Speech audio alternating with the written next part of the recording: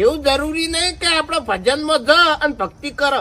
હવે હું રાતે ભજનમાં આવું, 2 વગાડું, મંજીરા વગાડું, બરોબર, હા. અને દાડા હું કોક નું ખોટું કરું તો ભાઈ મારે ભક્તિ કરવાનો ફાયદો શું, ભજનમાં આપવાનો ફાયદો શું? પણ ખોટું શું કરવા કરવું છે તમારે? એટલે હું મારી વાત નહીં કરતો. હા. અમુક આપણા મંડળમાં અમુક એવા ભગત છે. પણ અમુકની ચિંતા તમે શું કરવા કરો છો? ભગવાનના સોપડે બધાનો હિસાબ છે. એમ હું નહીં કેતો, એને કોમ હારા નહીં, ભક્તિ કરે છે, બીજું કોઈ નહીં એમ. પણ એ બધી બળતરા તમે શું કરવા કરી રહ્યા છો? હે, તમારું લોહી શું કરવા બાળો છો તમે? હવે હા. હવે બીજી વાત કહું તમને. હવે બીજી ત્રીજી વાત પડતી કરો, હેડવાન કરો ભજનમાં. 1 મિનિટ, આ વાત કરવી જરૂરી છે.